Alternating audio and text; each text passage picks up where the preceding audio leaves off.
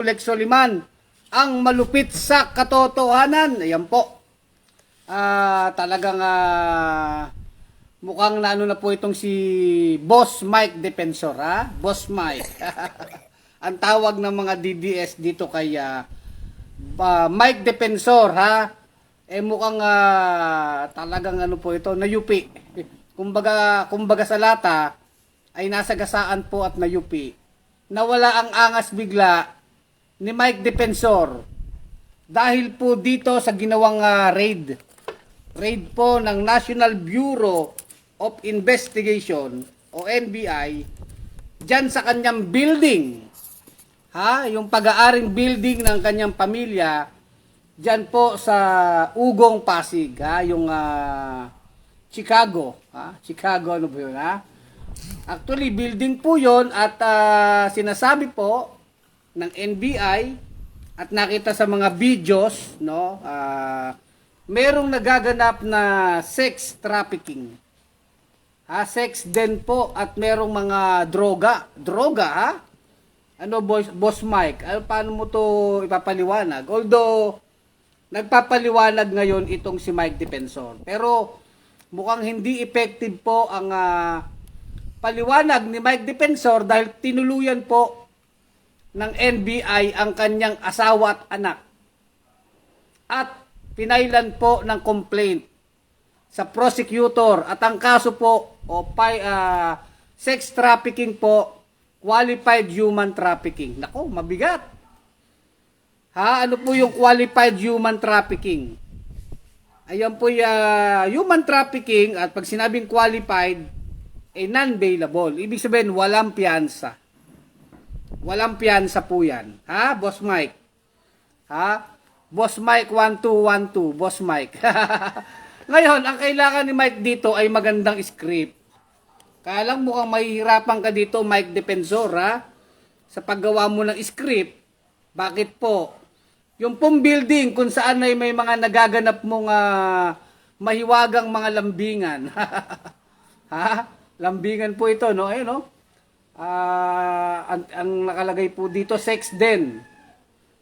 Nagbibili ng aliw, no? At may mga nahuli nga po or mga dinala na po ng DSWD. Kasama po ang DSWD po sa raid. At nakuha na nga po yung mga babae. At sinasabing may mga minor doon. Matindi ito.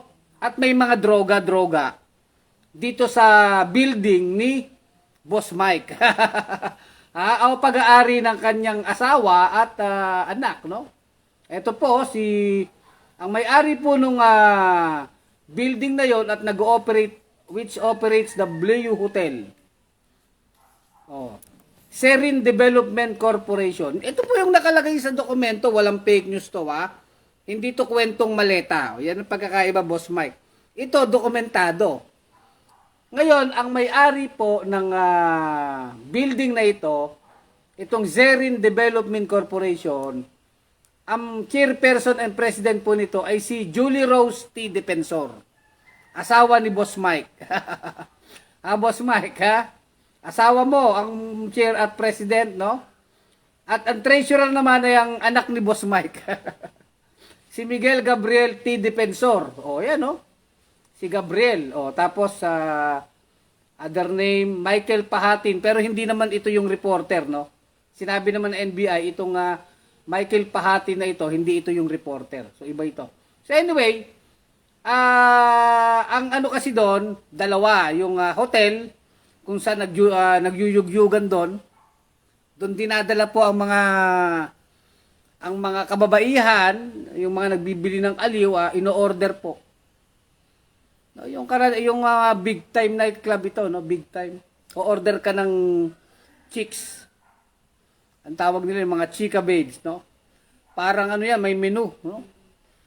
Ituturo ng customer yung tipo niya po na babae at doon nadadalhin sa second floor. Sa hotel naman, yung Blue Hotel, o Blue. Paano bang bigkas nito, no? Nandun din po sa building ni Boss Mike, Building ng pamilya mo, Boss Mike. So, kompletos Ricardos, may nightclub, may KTV bar, sasabi, may mga bomba pa dyan. May mga nagbuburles habang nagsasayaw. Nandiyan na po yung mga deals, no? Burles, inuman, at pagkatapos ay sa taas naman, second floor, yung hotel. O, walang piyansa yan, sabi ni Ellis Miel. Yes, walang piyansa ito. Ayan po. O, ngayon, ang pangalan ng Chicago Nightclub. Tapos Blue Hotel. So, sinasabi lang ni Boss Mike daw, ang nakakatawa po dito, nagdadrama si Boss Mike. Sabi ni Mike Defensor, wag nyo naman kung titirahin nyo ako na lang. Kung politika ito. Politika daw yan, sabi ni Mike Defensor. Sabi naman po ni Director Matibag ng NBI, abay walang politika dito.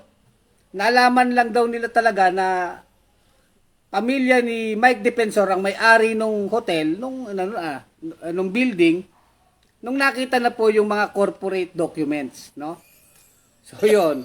So, anyway, kung talaga namang may mga sex din dyan at may nakita namang mga babae talaga doon, may mga parokyano, may Taiwanese pa, di ba? May mga customer doon, may nakitang mga illegal na droga, sinasabing mga illegal na droga na nandun kasi may kasama namang media, tsaka DSWD, documented po lahat yan. So, paano politika yan? Maliwanag pa sa sikat ng araw yung mga ebidensya, di ba? Boss Mike. Kaya ito, no? Baon na baon dito si Mike Defensor. Mukhang kailangan niya ng maganda-gandang script dito. Pero ito po, pag-usapan po natin tong depensa ni Mike Defensor. Nakakatawa yung katwiran niya. Sabi ni Mike, hindi, amin lang yung building. Yung korporasyon, tumigil na sa operasyon yan eh. Pero at the same time, inaamin niya, nagpapaupa daw sila. So, nangongolekta pa rin ng upa. At ang sinasabi niya, parang kanila lang yung building, pero wala silang kinalaman sa operasyon ng nightclub. Pero yung hotel kasi, jugjugan. Paano yun? Tapos, inamin din ni Boss Mike, Boss Mike talaga, na dun siya mismo nag-opisina. So, kung diyan ka nag-opisina, Mike Defensor, araw-araw, di nandiyan ka, o kung ilang araw ka sa isang linggo, hindi mo alam na may jugjugan dyan, na may bentahan dyan ng kalapati. Di ba? Imposible namang hindi alam ni Mike Defensor yan. Di naman tayo pinanganak kahapon di ba? Syempre, yan negosyo yan di ba? Nandiyan yung mga babae. So, may droga pa dito. Kaya ang kaso po dito, actually, hindi si Mike Defensor ang kinasuhan, yung asawa niya, tsaka yung anak niya. Yung may-ari, syempre, nitong building na to,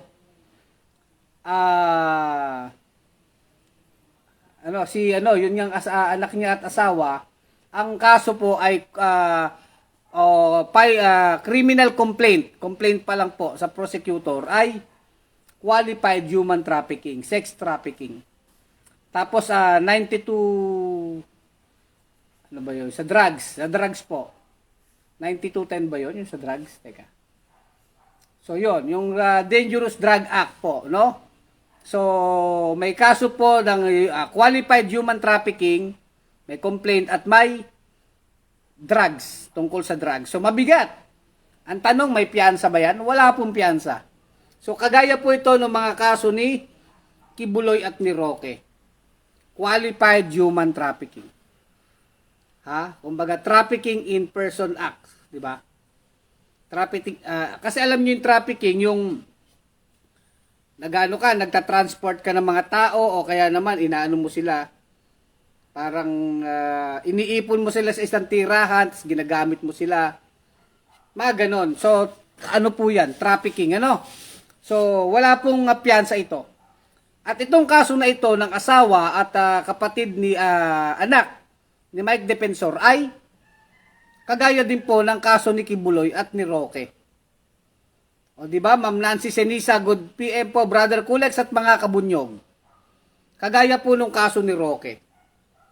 Ngayon, sa ngayon po, as of the moment, sinasabi at large daw. Anyway, wala pa namang warrant of arrest, no? Ano pa lang ito?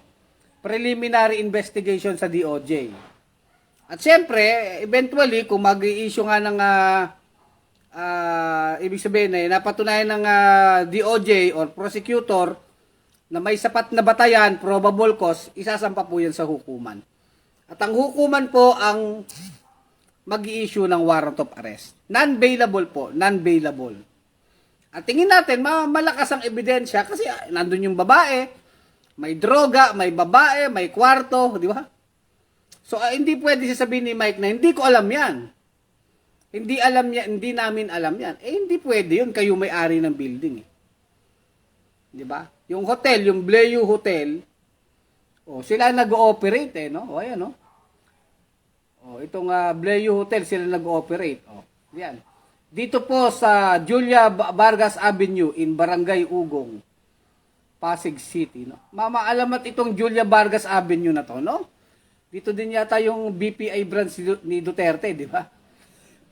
So anyway, ayan po, ang depensa lang dito ni Mike Defensor ay pinupolitika siya.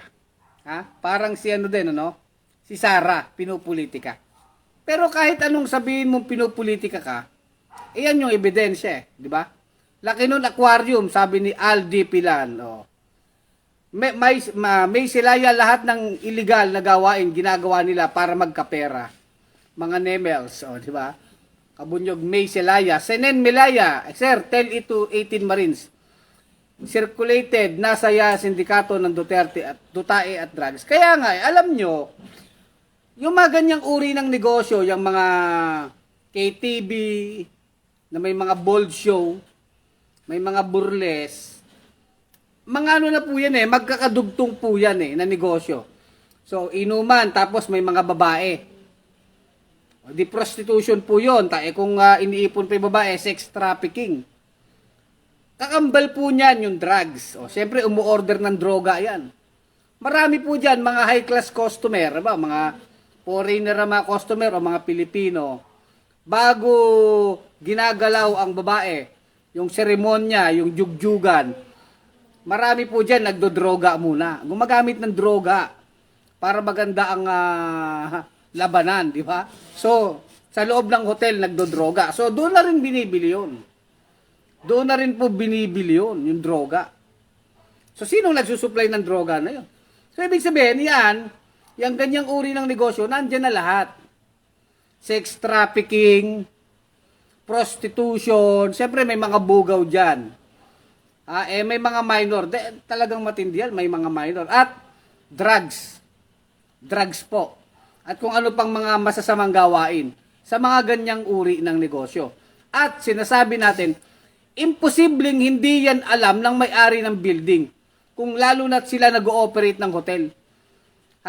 Kumbaga magkakambal yung negosyo, inuman sa baba at bold show.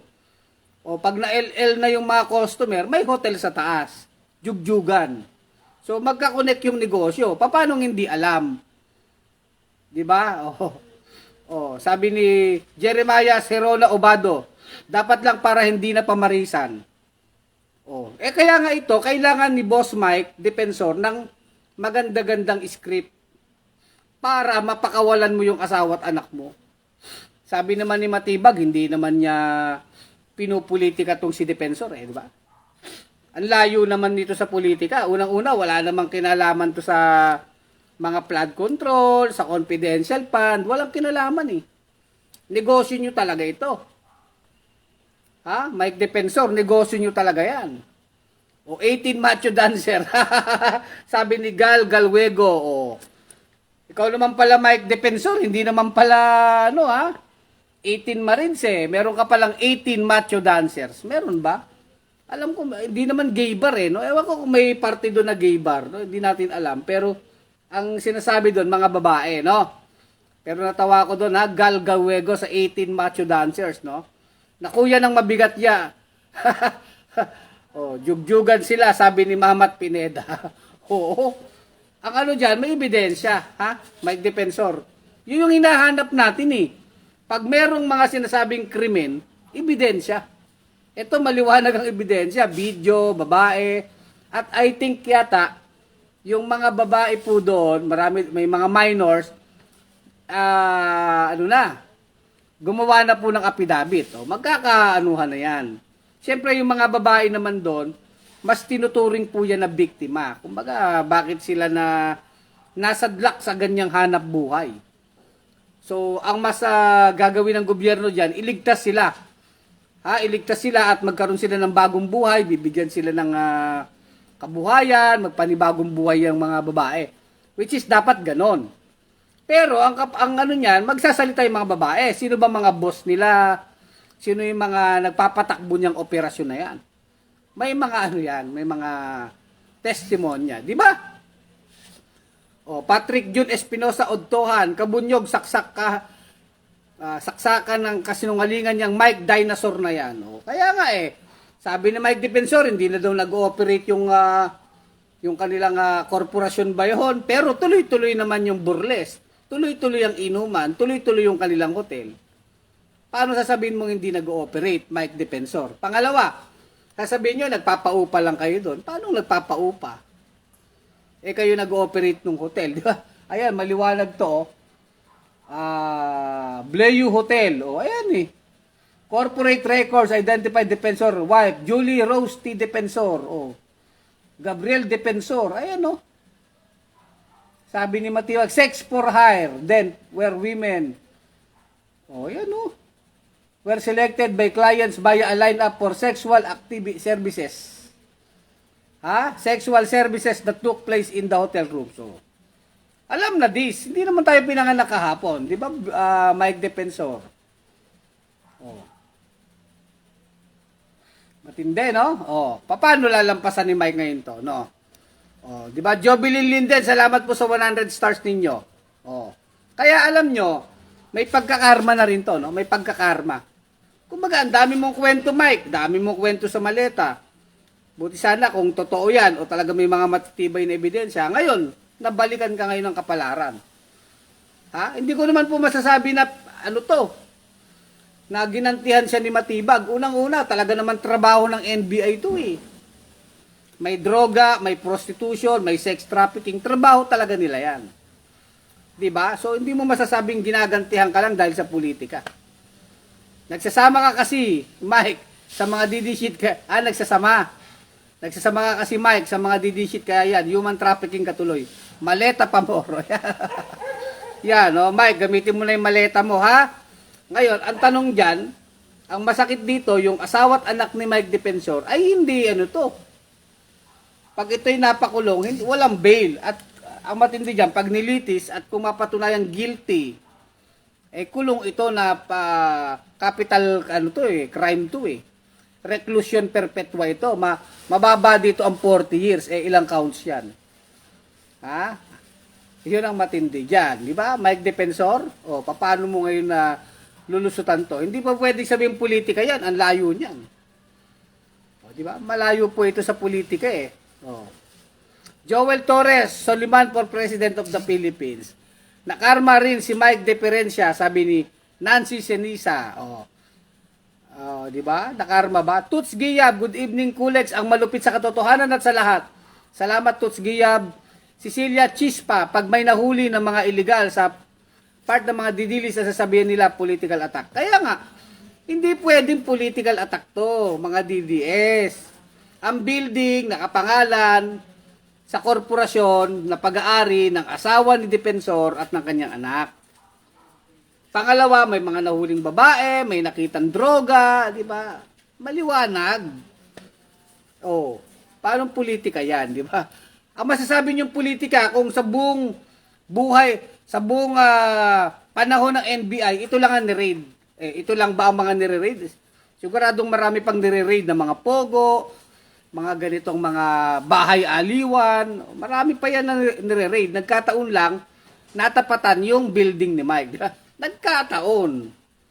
Hello Sir Kulek, salamat sa iyo. Maganda layunin sa taong bayan. Salamat Ma'am Bibian Habyan. Tagasan po kayo, Ma'am Bibian Habyan. Pizza Longa Rason, karma is real. Louie Legaspi, big karma. Kaya nga Kaya kailangan ni Mike Defensor ng script. Kaya alam, nung ini-interview siya, mangyak-ngiyak siya Mangyak-ngiyak ka ngayon. Hindi naman si Mike Defensor makukulong, yung asawa niya at saka yung anak niya. Kaya lang, paano naman yan, kumbaga sasabihin na, hindi totoo yan. Paano hindi totoo? Ayun ang ebidensya. Tama lang yan, Sir Kulex, puro kasiyabang. Sabi ni Alan Gurobat. Ha? Di ba? Oo, yan nga. Tapos sabihin nila na alam nyo si Mike Defensor, maraming mga negosyo to. Ito kay Mike Defensor, maraming mining company yan. Naging DNR secretary, after mag-DNR secretary, ha? Secretary ka ng Department of Environment and Natural Resources sa panahon ni Gloria. Pagkatapos yan, marami siya nagkaroon siya ng mga mining company. Anong klase yan? So, ginamit ni Defensor yung impluensya niya sa gobyerno para magkaroon ng mga mining companies. At the same time, ang dami po niya mga libu-libong ektarya ng mga mining rights. Mas matindi yan. Ha? Alam ba yan ng sambayan ng Pilipino na si Mike Defensor ay maraming libu-libong ektarya ng lupa ng mga mining rights po sa kanyang mga mining companies pagkatapos siyang maging secretary ng DENR. Napaka-corrupt. Kaya ito, isa lang to sa mga negosyo ng kanilang pamilya. Diba? Mga kabunyog, mga kababayan. Katotohanan po yan, walang paninira yan, hindi kwentong maleta yan. Yan ay kahit i-google nyo lang, public knowledge yan. Nandyan yung mga yung mga mining company ni Mike, makikita nyo po. Yung kanyang mining rights. Di ba? Tagam-gaba na, sabi ni MJ Lopez, Federico Ragindin, karma yan, Mike Diferensya ba tawag nyo dito? Sukol at booking, puro katapat ebidensya ayon kay attorney NBI, matibag. Kaya itong si Matibag ay matibay. Diba? Domingo Boy Bermejo, salamat sa iyong comment ha. Kabunyog, Domingo Boy Bermejo, diba? Sukol at booking, diba? Yun, tama yung word na yun, sukol. Kaya nung ini-interview si Mike Defensor, mangyak-ngyak siya ngayon. Kaya lang, anong magagawa niya? Ayan ang mga ebidensya. Na-raid yung kanyang building. So, talaga, no? Karma is digital, ano? Sabi ni Uno 4, Uli J. Labes, baka karma na yan. Ming Palma. Nanonood sa atin si Ming Palma. Sir Kulek, shout out, good evening, watching from San Isidro, Catanawan. Taga Quezon, dyan sa Bundok Peninsula, ha? Ming Palma, shout out sa iyo, ha? Salamat sa mga taga Kabunyog sa Quezon. Ming Palma, sila Kabunyog Efren Barreto ng Lucena, sila Kabunyog Emilita Santos ng Lucena City, di ba? Ming Palma, no? Salamat sa panonood. Rolando, good evening po. Salamat, Kabunyog Rolando. Willie Lopez, mahirapan talaga po, may media pa. Oo, tama yun, Kabunyog Willie Lopez. Kaya nga ito yung pagkakaiba ng kwentong maleta. Ito naman, kwentong, ano bang masasabi natin dito? Kwentong Kwentong KTV. Kwentong to na talagang ang kwento ay hindi kwento, kung hindi video. Raid. Di ba, Mike? Yun ang pagkakaiba. Ito, on the spot ito, instant po ang ebidensya dito. Di ba? Cecilia Chispa, di ba? Salamat po. Louie Legaspi, dapat Lacson Trillanes sa 2028 para lalong maglaho ang mga DDS. Amistor Kawagachi, God bless. Salamat po, Amistor Kawagachi. Shout out daw kay Sally Pramil. Shout out po, Kabunyog, watching from Italy. Salamat po, Mama Sally Pramil ng Italy. Saan po kayo sa Italia, ha? Shout out po dyan sa mga Kabunyog sa Italy, no? Arvin Masako Makaso Palyanan from Nueva Vizcaya po. Galing Saan kayo sa Nueva Vizcaya? Maraming mining dyan, ano? Arvin Makaso Palyanan. Carol Borges, pag nadikit sa mga Duterte, nagiging lawbreakers. Alam nyo, in fairness naman kay Mike Defensor, panahon pa naman ni Gloria, marami ng alingas-ngas ito, marami na tong sabit, tagapagtanggol to ni Gloria Arroyo, di ba? Di ba, Carol Borges, di ba? Kaya hindi lang dahil nadikit ito kay Duterte, talagang yan na yung kanyang kulay, di ba? Ganyan na si Mike Defensor, Kahabol ako, Sir Kulek, salamat Paul Francisco. Salamat Paul Francisco, ha. Celso Maleyon watching from Canada. Salamat Celso Maleyon. At pwede kayo mag-send ng ng stars, malaking tulong yan sa Bunyog, no? Paano yan, Mike Defensor, nakarma katuloy, sabi ni July Adsecon, di ba? Julie Adsecon, salamat. Federico Ragindin, Carmayan, Mike Diferencia, MJ Lopez, Alan Grobat. Oh, mga nabasa ko na pala yan. So, hanggang dito na lang po ang ating vlog, no? Maikli lang. At least, ano na, no? Napag-usapan natin ito. Vivian Habian, avid follower mo ako, OFW dito sa Bahrain from Mindanao. Oh, kita nyo na? Taga Mindanao si Kabunyog, Vivian Habian. Pero I think, ayaw nito sa mga Duterte, no? So, tayo naman sa katotohanan lang, ito nga, kailangan lusutan to ng pamilya ni Mike Defensor. Pero sabi ko nga, mahirap lusutan ito kasi sila may-ari ng building, sila may-ari ng hotel, di ba? At kitang-kita po yung mga babae doon, may mga minor, may mga customer, may mga droga, di ba? May mga bold show, everything. Nandiyan na po, ebidensya, no? So, Ruby Francisco, good evening po. Sa kanila din po yung first quadrant. Sa kanila ba yun? Sa kanila din po yung first quadrant networking. Ang dami pong naloko. Sila lang ang yumaman, kaya karma is real. Meron pa palang ano yan, networking si Mike. According dito kay Ruby Francisco, yung first quadrant. So anyway, hanggang dito na lang ating vlog mga kabunyog, mga kababayan. Kulet Soliman, ang malupit sa katotohanan sa bunyog pagkakaisa. Mga kabunyog, mga kababayan, tuloy ang laban. Bunyog, bunyog, halikan na kasama ka. Patiin lang natin, humabol Elmer Vergara, hindi natutulog ang Diyos from Pampanga.